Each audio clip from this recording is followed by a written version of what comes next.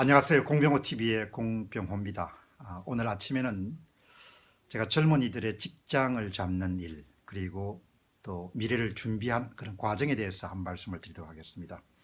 아이 가운데 한 명이 첫 휴가를 마치고 짐을 챙겨서 이제 자기가 일하는 장소로 떠나고 난 다음에 제가 이 마이크를 잡았습니다. 사실 이제 우리가 통계 자료를 통해서 청년들의 일자리 문제를 보는 거하고, 이제 우리 집에 아이가 학교를 함께 다녔던 동기들, 그리고 몇 년의 선배들이 지금 겪고 있는 그런 어려움을 보면은 정말 한국 사회가 괜찮은 일자리를 만드는 그런 능력에 상당히 어려움을 많이 겪고 있는데, 그 현상이 2012년 이후로 계속 악화되고 있다는 그런 인상을 갖게 됩니다. 해외에서 유명 대학을 졸업한다는 것은 한국의 중산층 부모로서는 엄청난 투자를 하는 것에 해당합니다. 그 투자를 마치고 난 다음에 아주 마음에 드는 직장이건 그렇지 않은 직장인 간에 직장을 잡는다는 것은 부모들에게 큰 위안이기도 하고 기쁨이기도 하고 희망이기도 하죠. 그런데 최근에 추세를 보면은 점점 더 해외에서 좋은 그런 아주 들어가기 어려운 그런 학교를 힘들게 공부하더라도 괜찮은 일을 구하기가 어려운 그런 상황이 우리 사회에서 일어나고 있다고 봅니다.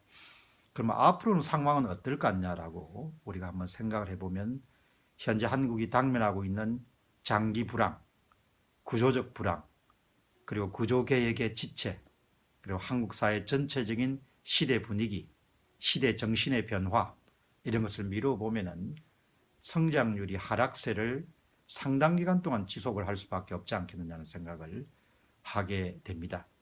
그렇다면 앞으로 3년, 5년, 10년 정도의 대학을 졸업하고 계속 배출되는 그런 유능한 젊은 친구들이 일할 수 있는 자리를 찾기라는 것은 아주 어려워지는 그런 상황을 맞게 될 것입니다.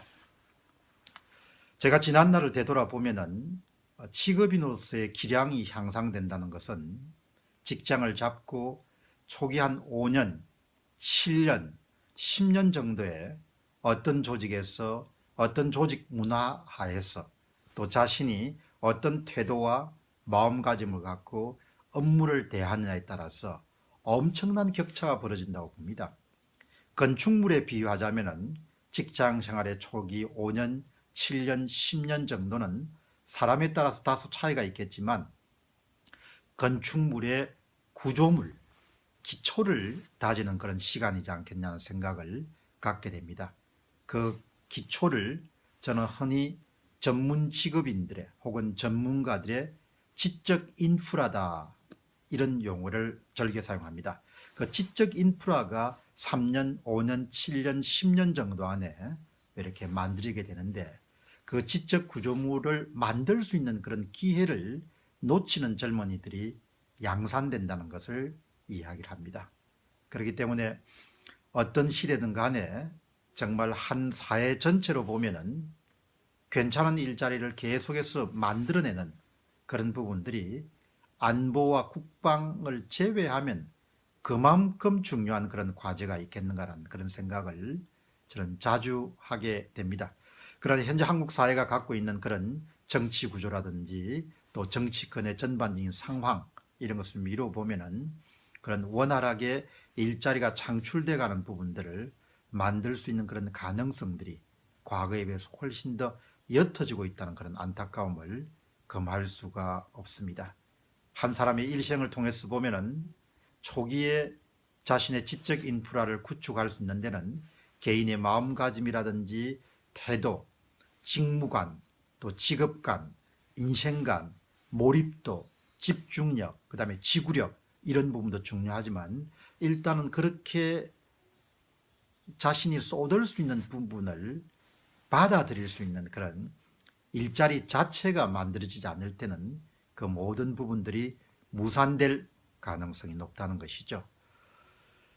아이가 휴가 때 들어와서 지금도 이제 직장을 잡기 위해서 고전하는 선배들의 이야기를 밥상머리에서 전해주는 것을 보면서 그 아이의 선배의 이야기나 또 아이들의 동기들의 이야기만 그치지 않고 사회 전체가 직면하고 있는 그런 어려움을 한번 생각을 해보게 됩니다. 사실 우리가 살아가는 것은 우리 시대, 부모 세대가 좀 고생하거나 어려움을 겪는 것은 크게 문제가 되지 않죠.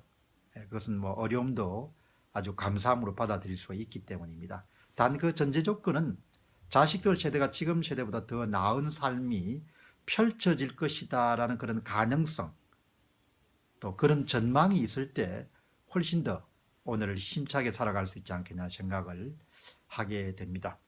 한국 사회가 조금 더 그 근본적인 그런 원리나 원칙, 그래서 사회 전체가 좀 더 유연성을 확보하고 또 공적 영역의 확대를 계속해서 억제해 나가고 재정 부담을 줄이고 세부담을 줄여나가면서 리스크를 감당할 수 있는 사람들이 더 많은 리스크를 감당할 수 있는 동기를 부여하고 또 동기를 부여받은 사람들이 투자를 결정할 때 오늘날처럼 가격이 계속적으로 하락세가 있는 상황에서는 비용 구조를 사회 전체가 낮춰주는 그런 노력을 하지 않으면 한국에 있는 일자리의 많은 부분들은 해외로 이전될 수밖에 없지 않겠나 생각을 하게 됩니다. 원가를 낮추는 노력은 회사 내부에서도 치열하게 이루어져야 되지만 사회 전체가 원가를 낮춰주는 그런 노력을 겸비하지 않으면 현재처럼 가격이 낮아지는 추세 속에서 계속적인 고비용 구조 하에서는 기업인들이 투자를 결정하기가 쉬운 그런 상황은 아닐 것이라는 점을 생각해 보게 됩니다. 조금만 우리 현 세대가 불편함을 감내하고 현실을 직시하고 좀 정직하게 모든 것을 대할 수가 있으면 현재 불편함을 감내할 수가 있을 것 같은데 이제 그런 부분들이 사회 전체를 설득하는 부분이나 이런 부분들이 어려운 것 같습니다. 정말 청년들이 당면하고 있는 괜찮은 일자리를 구하는 것은 정말 중요합니다. 아마 제가 글에 쓰던 방송이든 여러 번 탈무드의 명언을 소개한 적이 있을 겁니다. 인간이 갖고 있는 모든 장기는 간이든 썰개든 비장이든 췌장이든 모든 장기는 심장에 의존하고 그 심장 박동이 끊는다면 사람이 죽는 거죠. 그 심장조차도 바로 지갑에 의존한다는 그런 부분을 생각하면 한 사회가 계속적으로 성장률을 유지하고 실업 상태를 낮출 수 있는 능력을 갖추는 것은 너무너무 중요하다는 점을 오늘 막내가 첫 휴가를 마치고 떠나는 것을 보면서 제 머릿속에 떠오른 단상입니다. 좀 더 훌륭한 나라를 만들 수 있을 텐데 하는 그런 안타까움이 앞서는 아침입니다. 공병호TV의 공병호였습니다. 감사합니다.